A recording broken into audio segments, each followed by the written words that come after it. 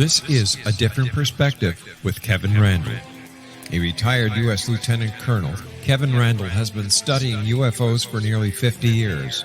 Kevin has investigated some of the most famous UFO cases in the world and has been consulted for dozens of documentaries about UFOs.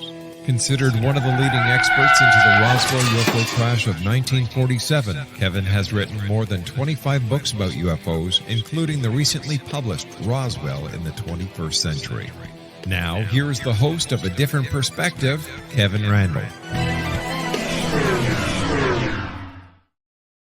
And welcome to this edition of A Different Perspective. I am, in fact, Kevin Randle, just as they said. I will be joined in just a moment by Kevin Day, and I think most of you know who he is. I'll give you a brief introduction in a moment. I just wanted to say one thing. I was very disappointed in the latest issue of the MUFON Journal, in which they published a story called Roswell Solved. And it's all predicated on the idea that a enlargement of the photograph of Jesse Marcel in General Ramey's office, you could see a stick sticking out of the debris there, and they thought that the blobs on the stick resembled the symbols that Jesse Marcel Jr. had seen on the I-beam. And this proved that what fell at Roswell was not some kind of off-world craft, but was in fact a Project Mogul balloon. I cannot believe that something that we debunked 30 years ago is still coming up to bite us in the butt. Anyway, to the credit of the writer, that was Philip Mantle, he did include an awful lot of the material that I had published before and some information that I'd sent him in response to his request for information. But I thought that this article was, I guess, dated. That was the best way to say it. Anyway, it's doesn't solve the case of Roswell. There's many things to argue against it. The best argument I can make is Project Mogul balloon was not recovered at Roswell as proven by the documentation, but that's where we are. As I said, I am joined by Kevin M. Day, who is a 21-year Navy veteran, serving his entire career in San Diego and Hawaii, completed 8 Western Pacific deployments, and visited many of the countries that touch the sea between the west coast of the United States and the Middle East. He retired from active duty in November 2007. He works as a systems engineer from his home in Phoenix, Arizona. He is pursuing a Master of Science degree in systems engineering and writes short stories in his spare time. His book is Sailor's Anthology, which is a fictionalized account of the NIMITZ TIC TAC UFO encounter that happened in November of 2004 off the coast of San Diego. In 2008, when he wrote the story, many of those people were still in the service.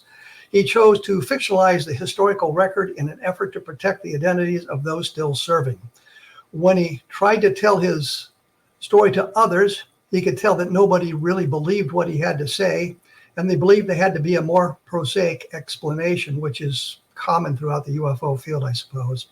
Not knowing what else to do, he wrote the short stories and self-published them in the Library of Congress to hide in plain sight what has now become contemporaneous evidence of an actual event. He hoped that if the Tic Tac encounter became public knowledge, his book might serve as evidence now. The plan worked. He says that you can now hold a piece of history. And welcome to A Different Perspective, Kevin M. Day. I very much appreciate being here. I do have to make one correction right away. Yes. When I wrote the bio, I actually was working as a systems engineer out of Phoenix, and the same thing happened to me again when I went to DOD. I tried to raise my hand and say, "Hey, ladies and gentlemen, we got a safety issue here off the coast of San Diego," and I had run into the same problem when I was active duty. No one would believe this. You just kind of went over that. Same thing happened in DOD. And it got so bad, my boss asked me at one point, "What, or have you been smoking?" I got to tell you, Kev, that broke my heart, man. It broke my heart. So I quit. Well, I had a reputation for most of my military career as the UFO guy. When I went, after I graduated from college and was commissioned in the Air Force, I served briefly with the 442nd Tactical Airlift Group, which, by the way, had a major role in the D-Day invasion. I was not there for that, however.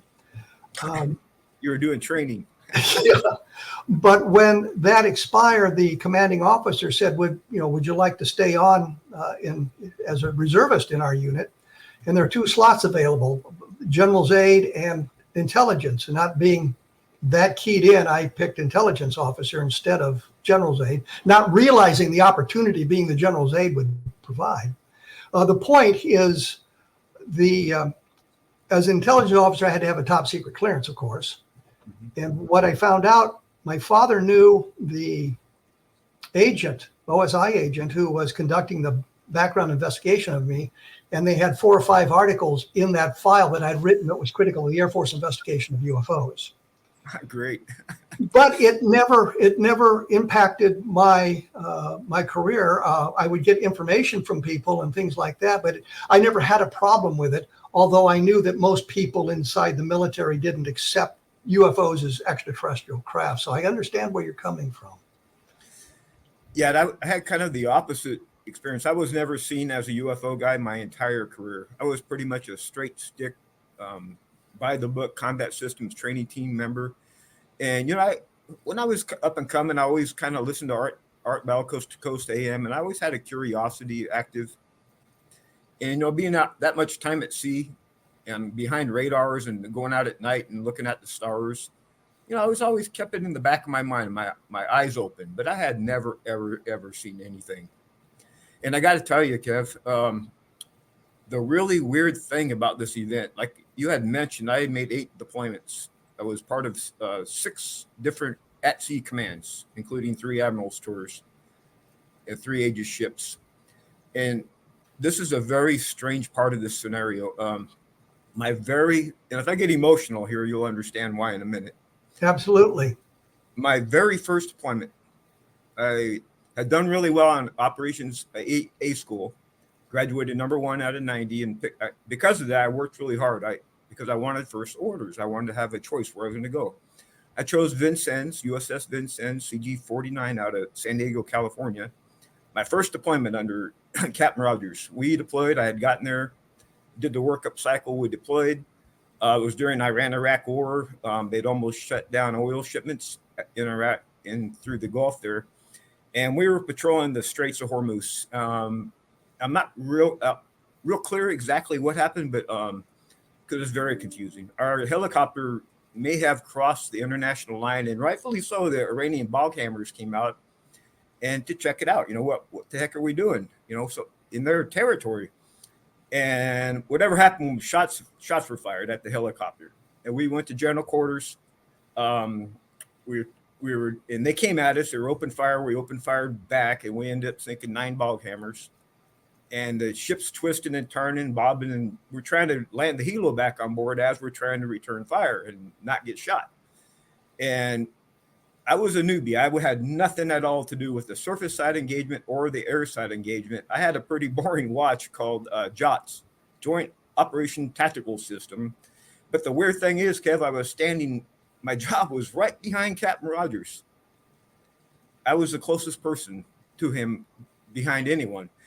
And I was on a different net for my particular job, but I kept hearing conversation over on the other side, F-14, F-14. And what had happened was we were engaged in a surface engagement, and all of a sudden this new radar contact launched out of Bandar Abbas in Iran. And it was coming straight for us. And this weird part of me was thinking, Kev, you've been standing here for months. But so had everyone else in front of me. Isn't that a comm error? But I couldn't say nothing. But I knew. I don't know how I knew, but I knew. Well, I was going to say when you mentioned that you were assigned to the Vincennes, I knew that they had been involved in that incident with the Iranian aircraft. I was there at that time, so I can understand the emotion about that. Yeah. So you were right there in communication. Well, you were not in communication with the captain. I was standing here. I was fighting myself. Like, should I say something? Should I say something? I could have gotten us killed because a year before the Stark had gotten hit by an Exocet missile shot by an F-14. 37 American sailors got killed. So I was kind of in a quandary here. I didn't have any information on tacticals to provide, just my own instinct. In my experience of standing here watching the display all this time, but I kept thinking, everyone else had too. And the only reason why I didn't, I was like almost ready, and Captain Rogers stood up, make goddamn freaking sure that's not a comm error. And the next thing I know, he stood up, cycled the key, 2 missiles, 296 people. Yeah, that left an imprint on me. I almost got out. One of my best friends was Iranian. But I said to myself, no, Kevin, you can't get out. You've got to make goddamn sure this never happens again. Yeah, that's what I did. That's what I did, Kevin. I stayed in and I became the best of the best. Now, this is why, I went to Top Gun school in whole 9 yards. This is why this story is so strange, because when this Tic Tac thing happened off the SoCal coast in 2004. SoCal, of course, is Southern California. Yes, sir, out of San Diego, right there in the Whiskey 291 operating area. Believe it or not, I was getting ready to retire. That was my very last time on a ship. So that's the bookends of my career. Shooting down Airbus, tracking and intercepting UFOs on the other bookend. Now you tell me what? And so the ship comes into port. I transfer, go to the Admiral over in Commander Naval Air Forces in Pacific. I tried to say something, and people looked at me like I'd been smoking. And I mean, you should have seen it, man. And like in air defense group meetings, people kind of get in sidebar discussions, like looking over at us, whispering, and they ran cartoons in the papers, and they really clowned us pretty good. And after a while, I just kind of shut up. I never did tell my friends and family about it until about 2 years later. Well, I can understand that.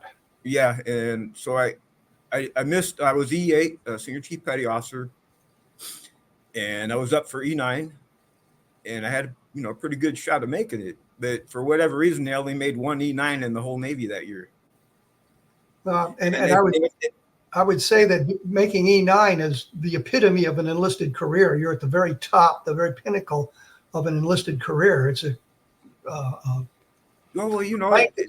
so few men make. I know, and women, by the way. And yes, I kind of the needs of the Navy, and that was the drawdown after the war. So I kind of took that in stride. But the problem for me was, if I had stayed in, I was going back to another ship again.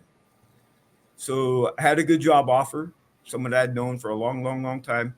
So I punched and I took the job, and I got out of the Navy. Well, we'll get back to the UAPs and the Tic Tac here in a moment. I got to take a quick commercial break. My blog, of course, is www.kevinrandle.blogspot.com. There's nearly 1,500 articles dealing with UFOs on that. And for those of you who are interested, I'll get back to that right after this. I got to go. Thank you. And I am here with Kevin Day. Before I went to commercial break, I kind of botched part of the announcement. I do a blog called the VietnamGroundZero.blogspot.com, which is the relatively true story of my service in Vietnam. I mention that just because that sort of began my military career, as you were talking about, Kevin, and the ending of it was a tour in Iraq. But for those of you interested in what it was like for me in Vietnam, you can take a look at that later on. We were kind of leaning toward the Tic Tac incident, I think, when we broke the break. Tell me from your perspective exactly what had happened. All right, let me paint the picture here. USS Princeton under Captain Smith, now retired. We were off the coast of San Diego with our strike group, USS NIMITZ Strike Group, and it was my last underway on the ship. I was a combat systems team trainer, and my role at that point, I was the qualified air warfare controller coordinator, and so my role was really to take grade, come up with a lessons learned plan at the end, so we could fine tune watch stations and who was going to school and the whole 9 yards, right? So I was walking around combat, had headsets in my head, and I was reviewing all the stations. And it was my air defense plan and my exercise. I had designed it. I had briefed it. We had spent months getting ready for it. So we're off the coast, and about 3 days to 4 days before we were going to do the 8X, we started to notice these strange contacts coming out of outer space, sub-Earth orbit, above 80,000 feet. And above 80,000 feet wasn't really my line of work. That's more ballistic missile defense. My job is below 30,000 usually, where the tactical fighters usually play. And we didn't have any aircraft aboard the NIMITZ at the time, and these things hadn't exhibited any type of hostile intent or anything like that. So I was madly scrambling, making phone calls and radio transmissions, looking at all of our documentation to find out if someone had basically screwed the pooch, and they were running an exercise on top of mine, which is not supposed to be done because people die and things get broken when you run one military exercise on top of another and no one knows what's going on. That's kind of what happened in this recent shooting, by the way, when they tried to take out the ex-president. There was definitely a mismatch of communications going on, and that's kind of what I was trying to avoid, that same type of thing, right? So anyway, they went away, and by the way, just so you know what they were doing, they would come down right off the coast of Catalina Island. Geographically, they come out in groups of 5 to 10 at a time from 80,000 feet. They'd stop there for a little while, and then all of a sudden they go that fast down to 20. They were above 80,000 feet. Could you detect them above 80,000 feet, or was that outside the range of your sensors? I can't go into the ranges. And stuff. Okay. Yeah. But anyway, they came down to 80,000, down to 28,000, and then they would just stop right off the coast of Catalina. And believe it or not, I mean, these things zorch like less than a second from one spot to the next. How many feet is that? 50,000 feet, right? No sonic boom, no nothing. And they would just hang out there. And then the weird thing is, one by one, they would leave the main group and they would track right through our playground, right through Whiskey 291, right from Catalina Island. And every single one of these contacts faded from my radar in the same exact spot in the sky, right about 60 miles north of Guadalupe Island off the coast of Mexico. Okay, so in these things, they were radar. I had them solid on. The first thing I do is bring down all the systems in the entire strike. Remember, there's more than one ship tracking these. So we had gotten new. Every time you're home from deploy, you go in the yards, get upgrades. So we were out testing the systems, brought everything down. And guess what? The contacts were even sharper and stronger. They were definitely real. I go out at night, look at them through the big eye binoculars as they're tracking, and everyone else in the bridges were too. I mean, these things were real. So it wasn't just a radar return or something. It'd be some kind of a sensor or radar glitch. It was something that shows up on the displays, and then you guys could go out and actually watch them physically. I definitely went through your line of logic that you just expressed. It was, I did my due diligence, and you never really know for sure, just like in all things in life, right? But I tell you, when the morning of during the night, or maybe it was the night before, the aircraft had come on board the carrier, and we were launching for the 8X, and the contacts weren't there, right? But as soon as we launched, here they come, and they started tracking, and Cap Smith comes down to the combat. I call it combat for short, CIC, Combat Information Center. Comes down, makes his way down. I pull him off to the side. I say, "Hey, sir, we've been tracking these things for several days now. And your senior chief standing here is extremely concerned for safety of flight. I do not want to crash into one of these because I think they're real. Because someone's going to ask both you and me, sir, why we were so damn curious. And it's not going to go well for us." And he looked at me and said, "You're right, senior chief. Intercept and VID." I was like, fuck yeah. I went back to the air side, and I was greeted by a bunch of smiling, happy faces, because that's exactly what we wanted to do. So Commander Fravor launches. He was that kind of guy. You know, he's a commander of the Fast Eagle Squadron, Top Gun pilot, good to go, right? He launches, we we suspend the exercise because we're going to transition to a railroad tasking. We take control. I send him to the closest object. I'm the air intercept control supervisor, right? And my junior guy is right in front of me, and he's control. So if his name ever comes forward, just know it's not me talking on the radio, right? So we go to the closest object about 30 miles north of us, out to the northeast a little bit, and he gets right co-altitude with it. And it's him and the wingman, right? Fast Eagle 1 and 2. They get in the merge plat, which on the 2D display, you're looking at the symbology. We're not looking at raw radar. We have little symbols, like Egyptian symbols looking things that we look at. As soon as he gets in merge plot, the thing drops 20. He says 20,000. I seem to remember 28,000, but we'll go with his number. 20,000 feet down to 50 feet above the water in 0.78 seconds. No sonic. And that was displayed on your sensor arrays? Absolutely. And his visual Absolutely. observation. Absolutely. And every symbol has its own track number, like 4456 or whatever it is, right? The track number didn't change. It was the same object, right? So he goes chasing it down. He leaves this wingman up high. He goes chasing it down. He gets down co-altitude. This object, whatever it was, recognizes him. And I'll tell you why later. He gets in a little dogfight. I have the comms on the overhead speaker, and all of a sudden, this guy is a Top Gun grad, right? Top Gun, badass, hours in combat, 6,000 hours in his logbook. And on the radio, all of a sudden we hear, oh my God, I'm engaged. Just like that. We're like, what in the, what? Yeah. And right then, and these are his words, I saw this on radar, the thing disappeared right in front of him. And I swear to God, you know where it went? This will put hairs on to make the hairs on your arm stand up. Like if this is the aircraft carrier, right? Let me get it in the display. And over here is the bad guys. We put up, and next up here, we put up stations here, all pre-populated. So all the pilots know where to go, what station they're going to man already. It's all briefed and everything. We hadn't even manned any stations yet. He was the first one to launch. Guess where that object went? To his first station. It went to his. That's what I say, his station. Yeah, his. Not close, Kevin. Exactly on the long altitude, everything.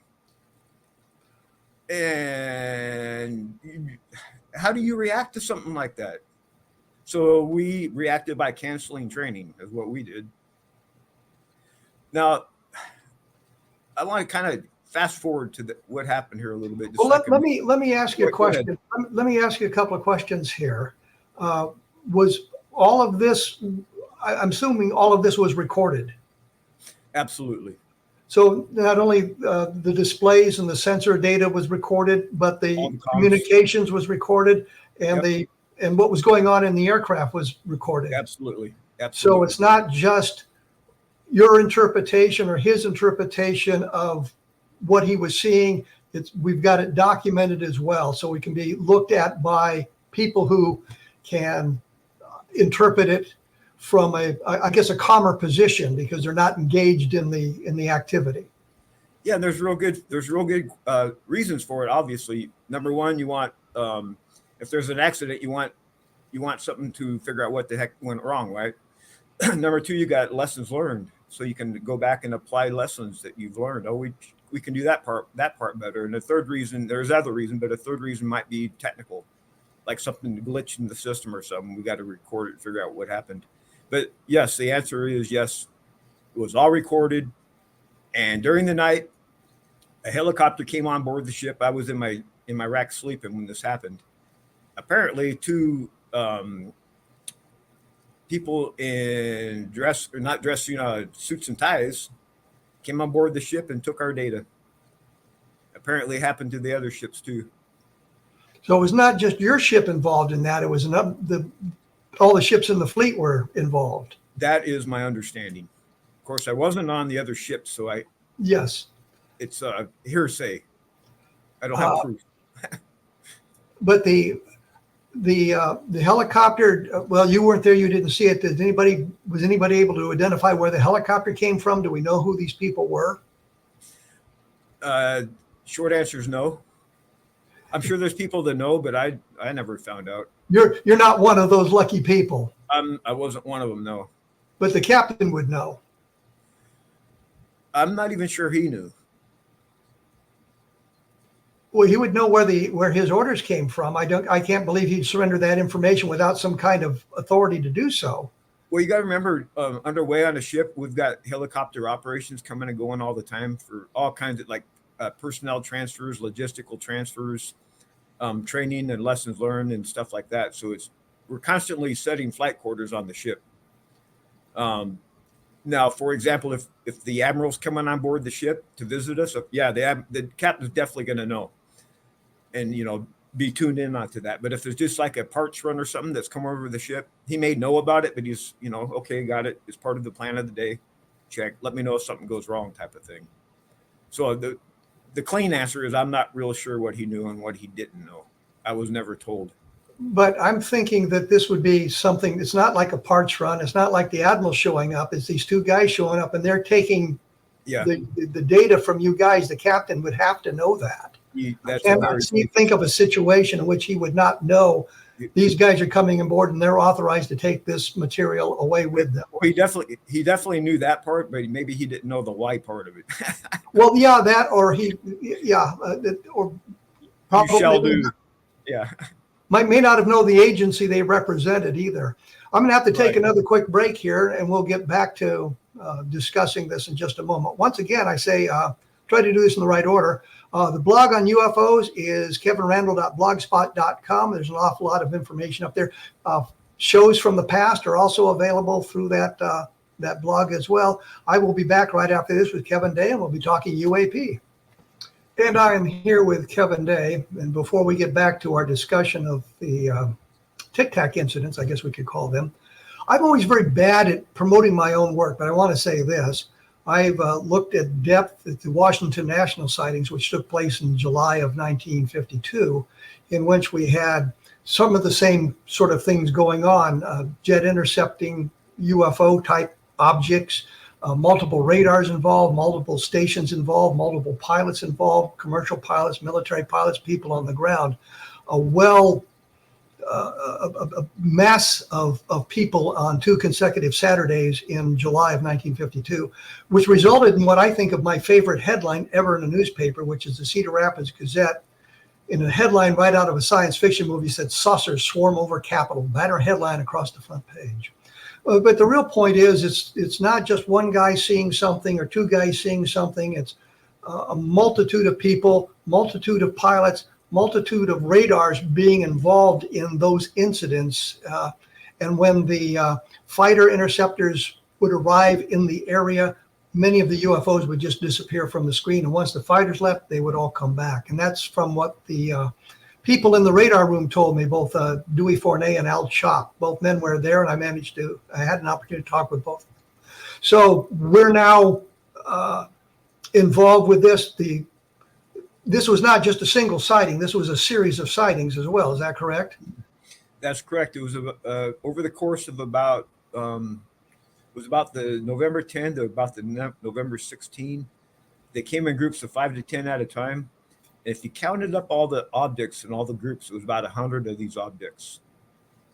Could it have been the same 4 or 5 objects being repeated, or was it obviously different objects being observed? Oh, man. Is it possible? Yeah, but I don't think so, and here's why. Over the course of that time, they transited our operating area 1 object at a time. And like I had said, they all disappeared off radar in the same spot in the sky. Now, I got to the story to that point right there when Lou Elizondo came to see me with Tom DeLong, and he stopped. He looked at Tom. He said, "We're going there." So Lou Elizondo, Tom DeLong went out to Guadalupe Island, and they talked to the fishermen.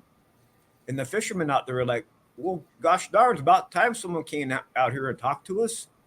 Apparently, they see them drop from the sky and into the ocean all the time. Into the ocean? Yeah, no splash.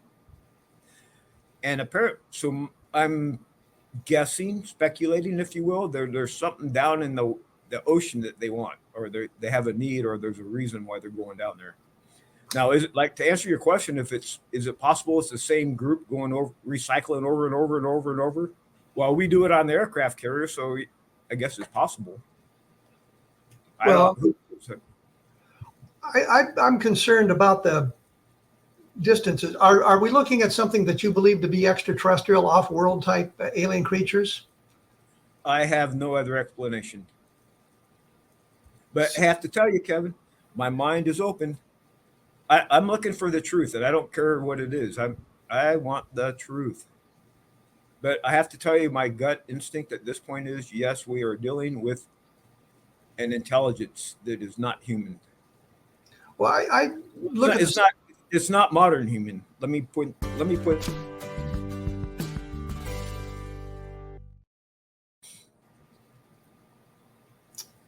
I'm thinking of like the Roswell case. I've looked at all the possible explanations, terrestrial explanation that's offered, and I cannot find one that fits the facts. Ergo, I must go toward the extraterrestrial, but I would like something a little more definitive than just, this is my conclusion based on the fact I've eliminated all the possibilities of some kind of terrestrial craft. Are you sort of in that same place, or? I'm in the same train car with you on that one. And we talk about, I think there were 3 videos that were released during this time. Are you aware of additional videos and things like that would be available? I'm only aware of the 3 videos that U.S. Navy has produced, and there's a pretty cool story behind that too. I was going right before the break. I was kind of going to something that I've kind of figured out over the years, and boy, this is real conjecture. Okay, it's real speculation. Just let me say that, because what else do I have? You know, I have a brain, and I'm thinking, and I'm doing research and studying and everything, and I have a pretty good bullshit filter, right? But anyway, when the 2004 event happened, right, I'd always wondered, how did it know, and why did it go to his cap station? It was always eating on my brain, right? Years later, time went by. 2017, I had made it home, quit my job, ended up here in the wilderness, looking for researching a family mining claim, 100 years old gold mining claim. I found it. That's a whole nother story. NASA's interested in it now. It's huge. It goes from Northern California, Northern Washington. I can show you the research. But I figured I could never mine it because it's in the wilderness. I said, screw it. I published it, and I went on. I forgot all about Tic Tac. I was volunteering down here at the golf course. I love the golf.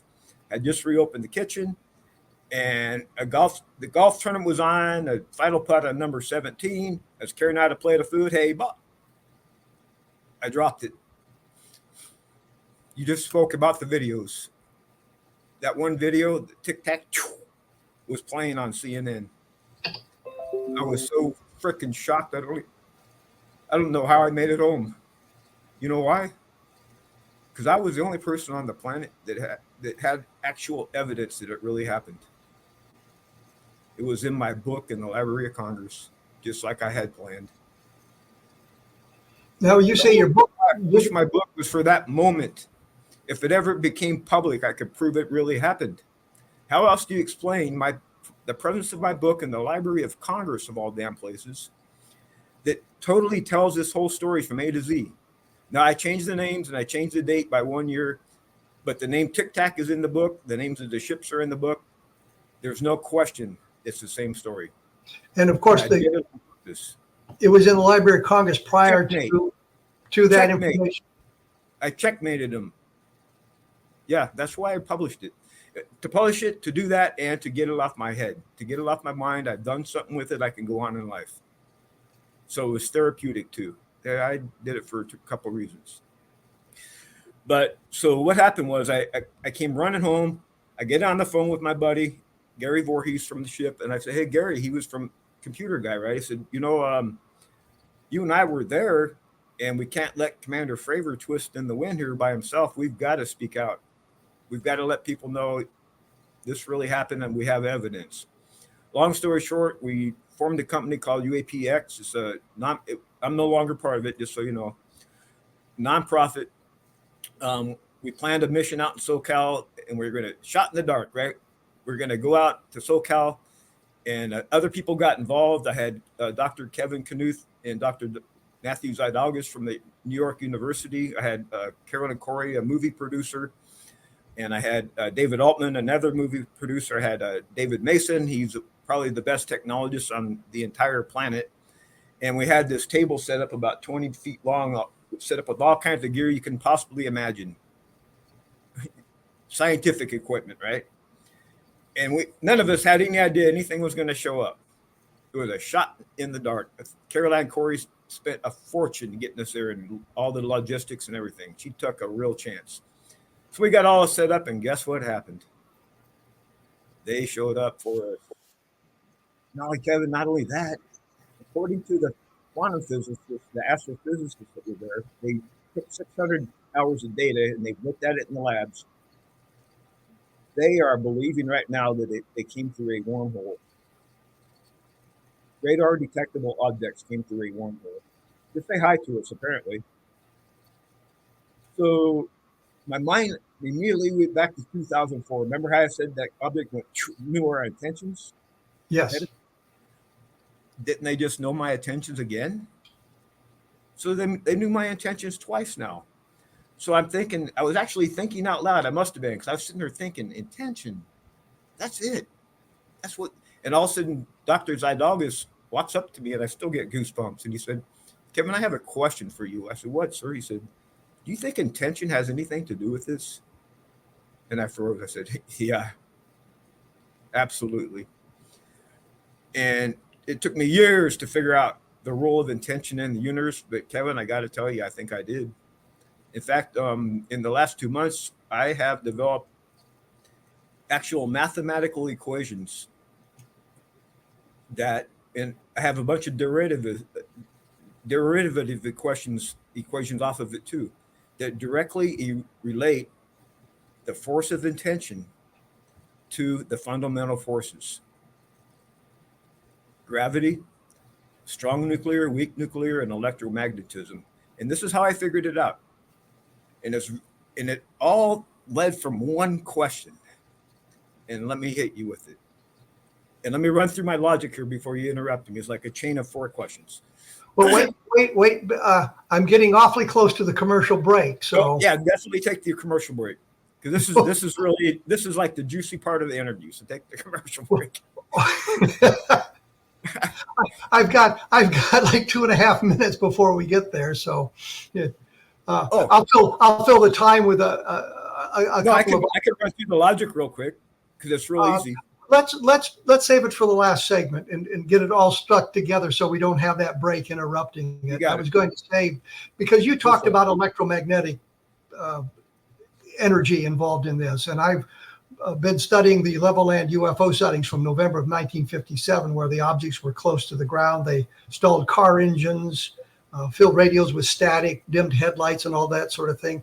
The sheriff of Hockley County, Texas, that's Levelland County, was talking about there being hundreds of people calling into the sheriff's office, the police station, talking about the close approach of this UFO stalling the cars.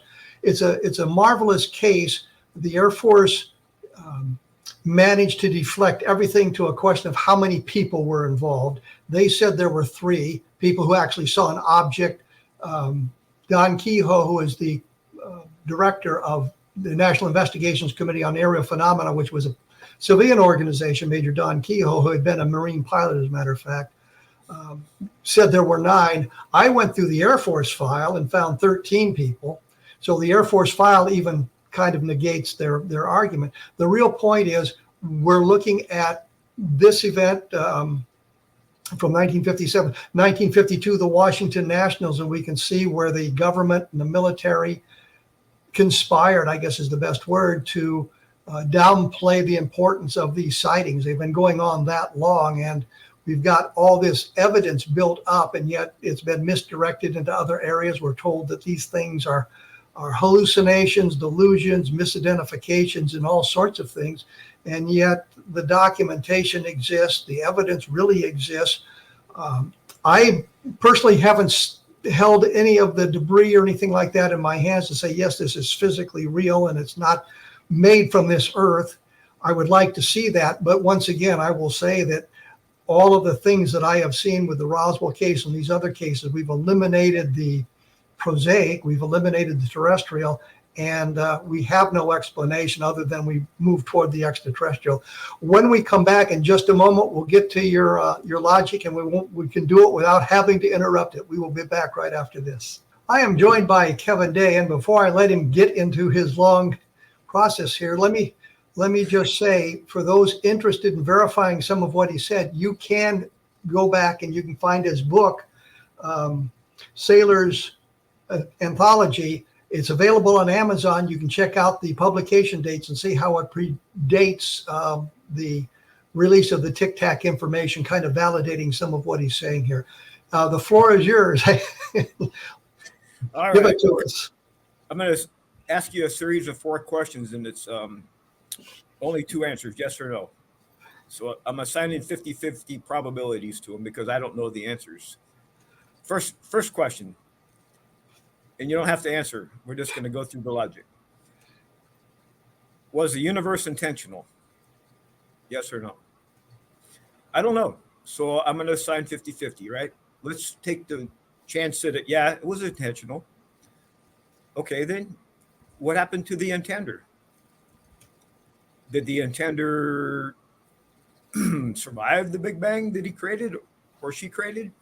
Or did the intender commit a cosmic suicide? Again, I don't know. But let's go with survival. If the intender of the Big Bang survived the Big Bang, is it benign or active? What form is it in? Again, I'm going to say it's active. It's an active force. I mean, why would you just do it and just be benign? I mean, I'm going to go with active. Okay, if it's active, in what form? Now, we know there's 4 fundamental forces. We've got gravity, electromagnetism, we got weak, we have strong nuclear forces. Now, if the Big Bang created all those forces, doesn't it make sense that intention created all those forces? Therefore, intention itself is mathematically equatable to the 4 fundamental forces, and I've done it. I have done it. Now, when I say I've done it, I have formulated the equations, and I had AI help me populate the statistics behind them. So, therefore, my math is solid. Now, I have a bunch of derivative equations built off of this principle that intention is directly related to fundamental forces. And one of the things I've done recently is I've integrated the Mandelbrot fractal set. And what a fractal set is, imagine how coral grows, right? It starts with 1 and it kind of spreads out, and it's the same coral cells growing over and over and over and over. Where the same kind of fractal effects happen in sociology. All kinds of phenomenon. You get one idea in the public and it'll just kind of spread, and it builds like micro intentions suddenly become macro intentions. It's all fractal. It behaves like a fractal. So I use my frameworks, and what I've done is I've taken Chat GPT and I've trained my frameworks. I have a bunch of them now, and all I have to do is use a plain language query, and it selects the right framework to use, and it spits out probabilities within about 2 seconds. And one of the things I've been playing with is, because the elections are hot and heavy right now, I've been doing like one of the frameworks I have is called, excuse me, it's called Future Intentions Likelihood Scale. I call it FILS, Future Intention Likelihood Scale. And what it does is my equations they have API written into them. So if I need a data point, what it does is the API reaches out to the web and pulls in that piece of data. to the equation, and then the next piece will pull its part in, and then the next part pulls its part in, and then pulls its part in. And in the back end of the system, it goes through algorithms to make sure that the data is smooth and balanced and it's reported fairly. And AI is doing it, okay? And it spits out a statistic. And you may not like what I'm about to say because I don't know any political affiliations and I'm an independent, just so you know. So I've been running this model against Donald Trump versus Harris. And you can guess where the integrity values are. Harris's are about double what Trump's integrity values are. The values I'm getting back off from former President Trump in terms of integrity and stuff like that are abysmal. Absolutely abysmal. Which gives me great cause for voting for him because of that. And I'm apolitical. My problem is that because of my own research and what my models are showing me, I don't know what to believe. Anything he said, I don't know if to believe it or not. That's the problem. Well, have you applied? Go ahead. That's just one application, huh? Have you applied this to the UAP? Have you asked questions of the AI about the UAPs that you've encountered?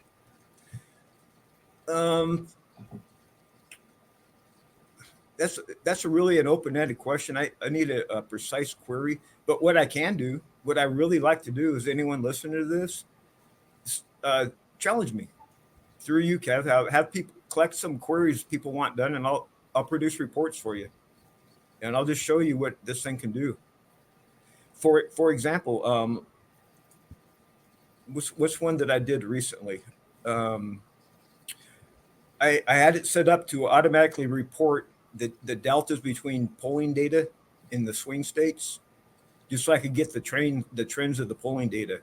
Now they've got polling firms that do this, of course, but it costs a lot of money.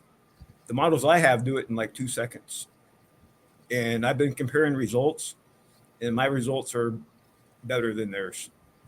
For example, I was the one that predicted this recent Trump implosion. Was what happened was because my models came back and they said once his national poll ratings go below 60%, he's going to start to implode. And he started to implode exactly at that point. I can show you mathematically. The model gave me the answer. If you go back on my Facebook page, you'll see where I've been posting this for like the last 2 weeks. I've been posting all the results because what I'll do is I'll run it in the model, and I'll use a screen capture, and I'll actually capture it as a picture, and I'll post the whole picture onto my that way. If you want to copy it, just click it and copy it. You can have it. But I guess the real question is moving away from the political arena.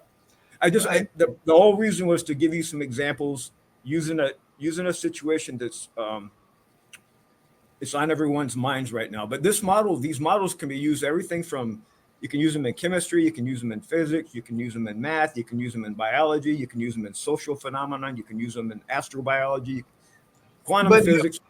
Have you applied it to the possibility of extraterrestrial visitation, for example? Because we can argue the physics of the situation. The distances are impossible for us to imagine.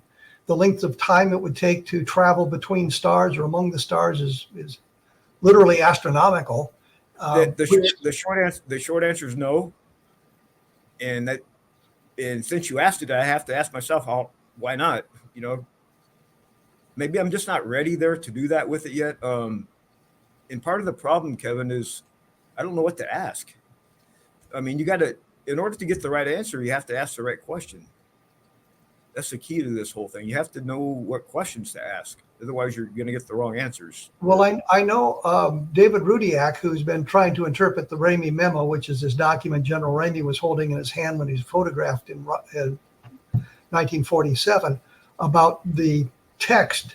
And he's run that a number of times, but the answer changes. That's great. Hey, do me a favor, send me that, and that's a perfect thing for my model to test. That's exactly what I want to test right there. We can certainly do that, and I know the people who can do that. I see by the old clock on the wall we're kind of running out of time here. Your book is available on Amazon, which is Sailor's Anthology, and it's got the information about. Correct, and there's also a free copy, because I didn't write the book to make money, and I'll give it away all day long. So I'll send you a link to the free copy. Okay. We can have it, okay? Because I'm not. And I can post that. I can post that on my blog for those of you who would like to. Absolutely. Okay, we'll do that. Yeah. I got to say, I've really appreciated you taking time to chat with me today. It's been an interesting conversation, to say the least. Can we come back and do it? Because I wasn't even close to being finished. What happens when I only have an hour? We just don't get to where we need to go. Certainly, you can come back and we can talk about that. Okay, good. I cannot imagine the horror of being involved in the Vincennes incident. It just is astonishing. So I was able to turn it into good. That's the only thing I could do. I had to internalize it and use it as a source of power. Well, again, thank you so much for taking your time today. I'll be in touch. I'll send you the links as soon as I have them available as well. Thank you so much. All right, thank you. Next week, believe it or not, we're going to be talking about the Ramey Memo and another analysis of the Ramey Memo by a guy named David Jones, who is not involved with a locker.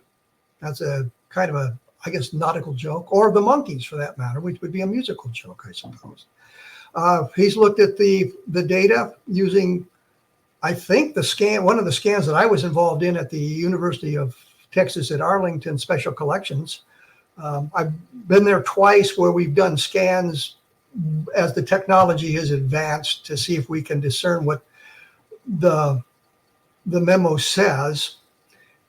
There's a key phrase that David Rudiak talks about, which is victims of the wreck. Others have viewed it as remains of the wreck. There's a number of interpretations for that one critical word. If it says victims of the wreck, it changes the conversation if we can get a consensus. And that's what I was talking about with David Rudiak. He had used artificial intelligence on the memo. And the first time he ran the scenario, it came back as victims of the wreck. And I thought, well, this is great. Now we've got some kind of scientific evidence that leads us in that direction. It's just not an interpretation of visions of faces in the clouds type thing. But he ran it again, and it didn't come up with the same answer. We would hope that by putting this out on the internet, others would be able to get the same thing. It's kind of like the Roswell slides, for those of you who remember, where we had to blur the placard on the photograph, and people around the world were deblurring it and getting the same answer. So it worked out that this is what the placard says. With this Ramey memo, we have not had that kind of luck. I know David is still working on that. There's other people working on that as well, trying to discern exactly what this says. And from what I understand from the people I've talked to, with those doing the scans of the negative, that we've done the best job that can be done. The technology is not going to be able to bring us any more information, and the way to solve this is now to throw it in the hands of artificial intelligence, I suppose. Once again, my book, Understanding Roswell, gives you a different perspective on the Roswell case and tells you a little bit more about the people who are involved in that. Understanding Roswell gives you a history of the whole thing. My book, Level Land, of course, talks about Level Land, and the Washington National Books talks about that setting. I will be back next week with David Jones, and I'll talk to you then.